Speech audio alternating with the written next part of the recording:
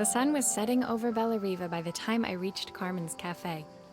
From the outside, it looked as quiet as ever, but inside, I found Carmen cleaning like her life depended on it. Maria! Oh, don't mind all of this. If Helena finds one speck of dust in here, I'll never hear the end of it. Carmen seemed pleased to see me, but I sensed the fidgeting tension beneath each sweep of her mop. Trying to live up to the standards of someone like Helena seemed like an impossible task. I hope you didn't mind fixing the camera for her. She was furious when it broke. I really need this to go well. If she doesn't lend me the money, I don't know how long I can keep this place going. Carmen led me to a back room, where she'd laid out the components of what looked like a neon sign. I had this made when I first opened the cafe, but I'm hopeless with electronics. So there was supposed to be a sign outside. This might explain the lack of customers. I'd like to put it up before Helena gets here. Can you give it a try?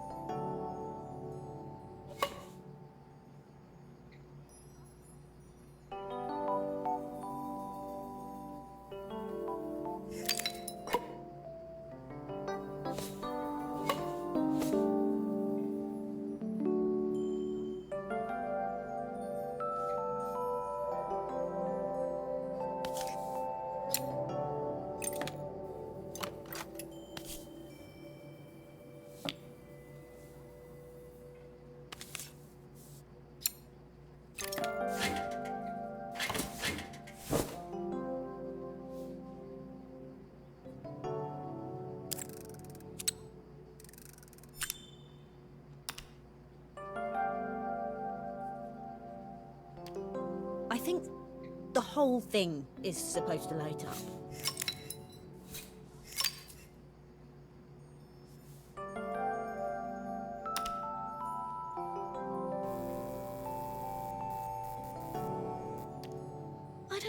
It's a bit, flat.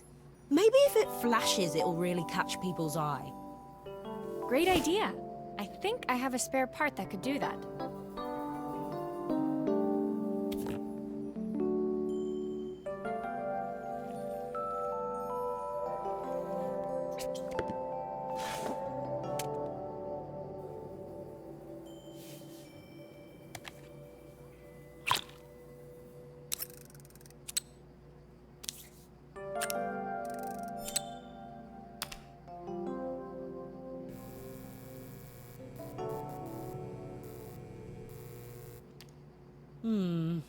It still needs something else. Maybe we can add one of these.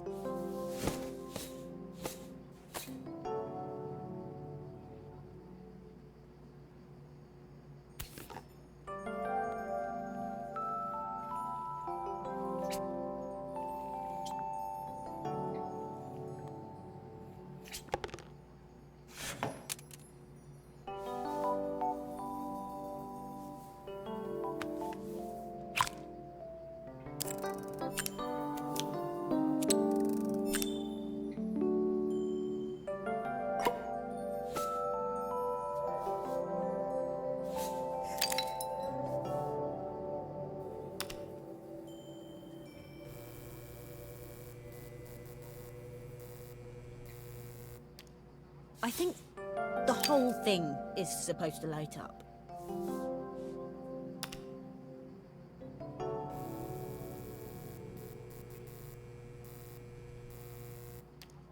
It works! I'll screw everything together again and you'll be set.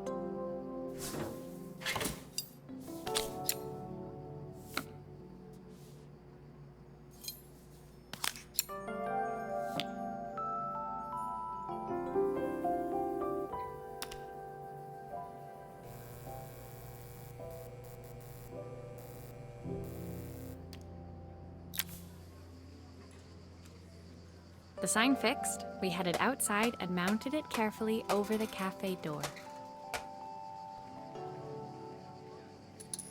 Oh, that's perfect, Maria. It looks just how I imagined it.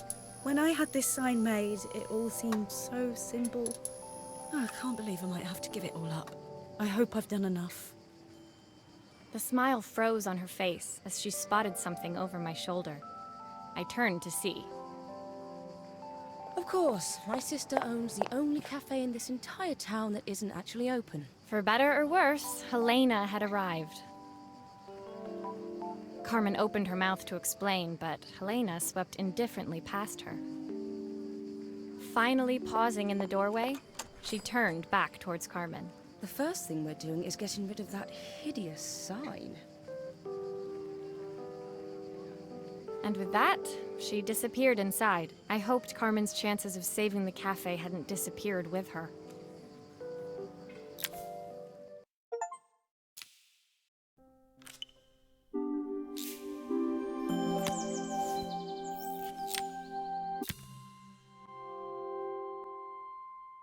It was the day before the festival, and the whole town was busy getting ready. I had more work than I knew what to do with. When Joseph called with another job, I was craving the cool quiet of his and Izzy's seafront house. I'd barely reached their front door when I heard someone calling me. Psst. Maria, I need your help. Quickly, it's top secret. It was Izzy, peeking out from the side of the house. She beckoned for me to follow her. She led me through to a beautiful, unruly garden overflowing with flowers of every color. Nestled among them was a playhouse, its doorway almost completely obscured by a towering rose bush. You have to squeeze past it and breathe in real small, like this. Izzy took in a big gulp of air and crawled through the gap and into the playhouse. I hadn't planned on crawling in the dirt today, but the life of a repairwoman never did run smooth. On the table inside, there was an electronic toy. Not exactly the usual stock in my parents' antique shop. I had an accident. I didn't do it on purpose or anything, but it won't turn on anymore. Can you fix it for me?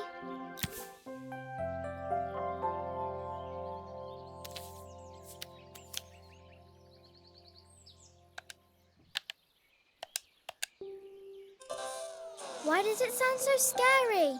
It wasn't like that before.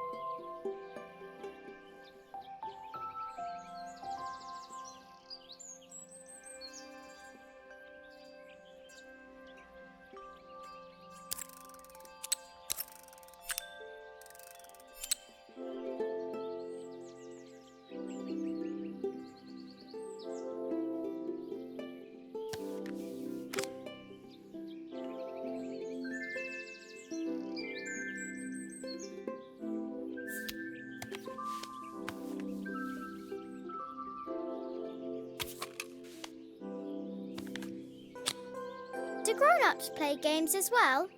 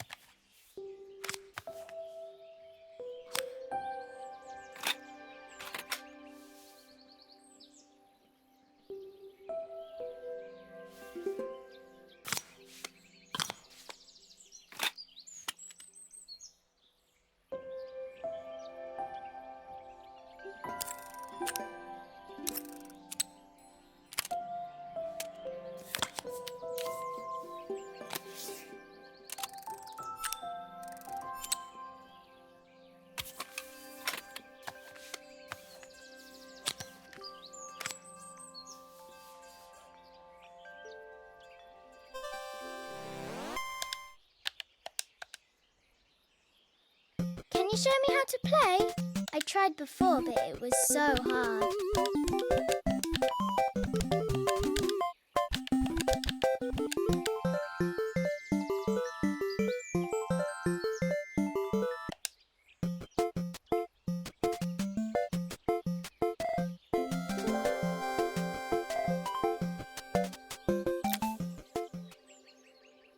Her toy fixed, I watched Izzy retreat into its screen, taking refuge in a 3-inch world of her own. Well, I'd better head inside. Your dad is waiting for me. Please don't tell him about the game. He'll think I broke it on purpose. Why would he think that? Because, well, I kind of dropped it really hard at the wall. Izzy looked down, scuffing her shoes on the worn floor of the playhouse. My dad said I had to go to this stupid festival tomorrow and put on a stupid dress, and I don't want to. All he cares about is working. He never wants to see me unless it's for his job. I'm not going. He can't make me. With that, Izzy dove back through the rosebush and disappeared into the wilds of the garden. She was so young. She couldn't be expected to see that her dad was struggling too. It made me think, had I really tried hard enough to understand my parents' point of view? I was so focused on the adventures ahead of me. Maybe I didn't care enough about leaving them behind.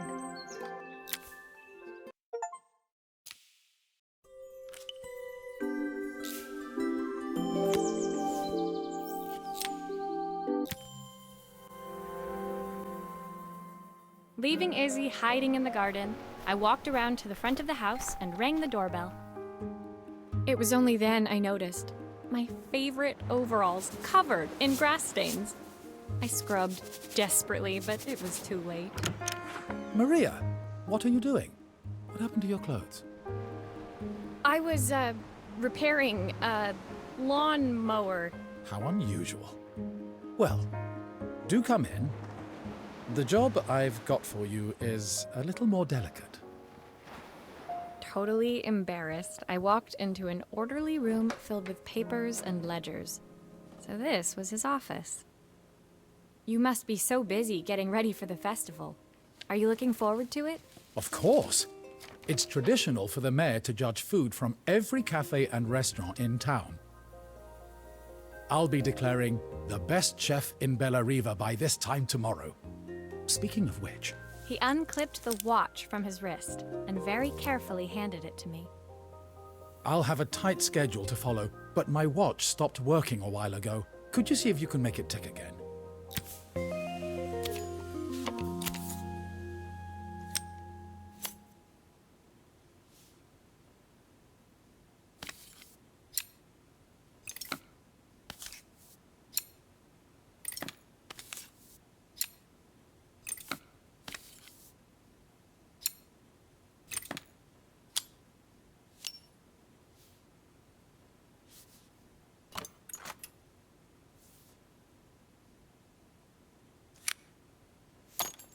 Ah, the main plate has completely cracked. I'll need to replace it. The cogs look good, though. If I'm careful, I can reuse those.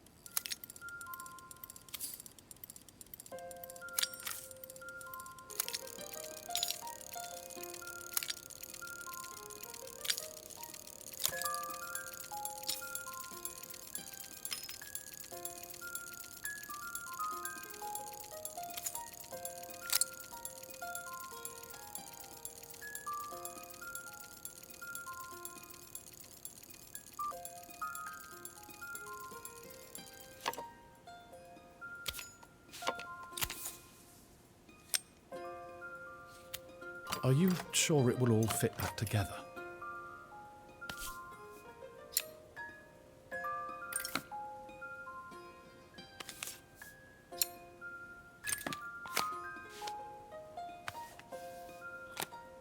I've not gone a day without this watch since my wife gave it to me.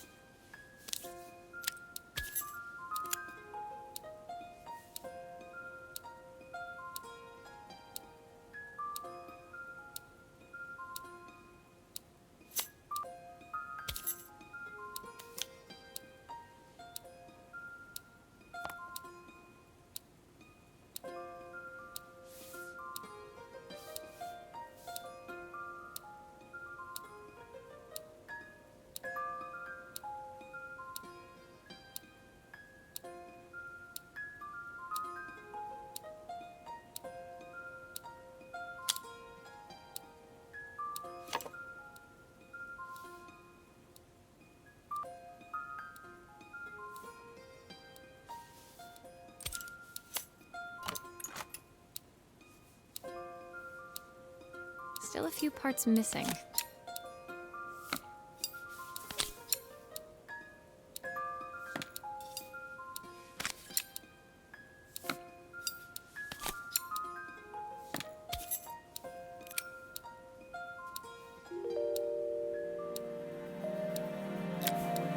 As I handed the watch back to Joseph, my fingers traced over the engraving on the back.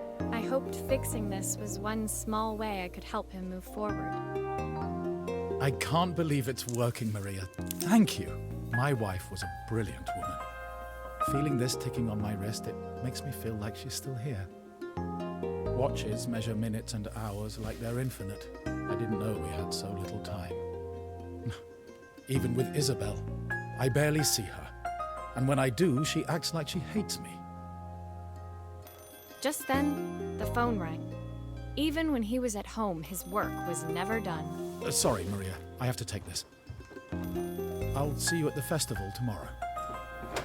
As I left, I turned and saw him pacing the floor of his office, his watch glinting in the afternoon sun. I hoped its quiet ticking would at least bring him some peace during the busy days to come.